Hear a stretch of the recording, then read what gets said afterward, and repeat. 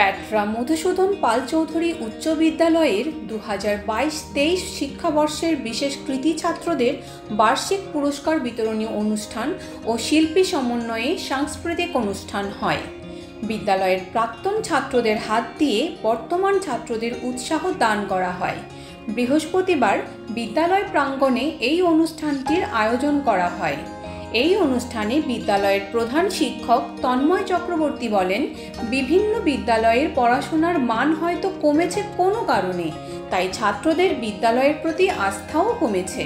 ছাত্রদের বোঝাতে হবে যে বিদ্যালয় তাদেরই একটা পরিবার। এটা বোঝাবার অভাবেই হয়তো বিভিন্ন বিদ্যালয়ে ছাত্র সংখ্যা কমে যাচ্ছে।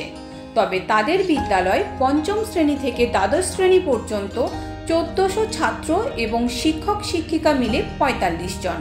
তিনি বলেন, এই বিদ্যালয়ের বহু ছাত্র বিভিন্ন উচ্চ পদে প্রতিষ্ঠিত। বিদ্যালয় পরিচালন কমিটির সভাপতি প্রদীপ মাঝি বলেন, বাচ্চাদের হাতে মোবাইল বেশি না দিয়ে তাদের প্রতি আরও কেয়ার নেওয়া উচিত। তাদের খেলাধুলার জন্য মাঠে পাঠানো উচিত। মাঠে গেলে তারা নিয়মকানুন সম্বন্ধে অনেকটা সজাগ হবে, তাই মোবাইল তাদের থেকে যত দূরে সরিয়ে রাখবে ততই ভালো। ওই স্কুলের এক প্রাক্তন ছাত্র সোমনাথ পল্লী বর্তমানে সাংবাদিক, তাকে মঞ্চে ডেকে সংবর্ধনা দেওয়া হয়। বাণীব্রত কারার, সৌরভ মুখার্জি, তন্ময় ভট্টাচার্য সহ একাধিক প্রাক্তন ছাত্ররা মঞ্চে উপস্থিত ছিলেন। এটা তো শুধুমাত্র একতরফা হয় না। এখন ব্যাপারটা হচ্ছে, এখনকার বাচ্চারা পড়াশোনা করছে, তারা অনেক অ্যাডভান্স পড়াশোনা করে।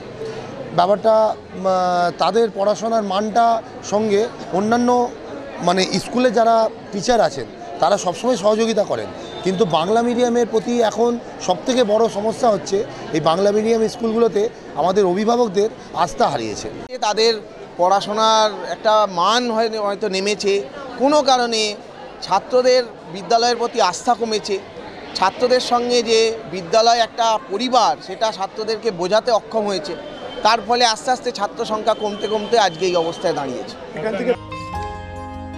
Bureau report, U Bangla TV. U Bangla TV, হৃদয় ছুঁয়ে যায়।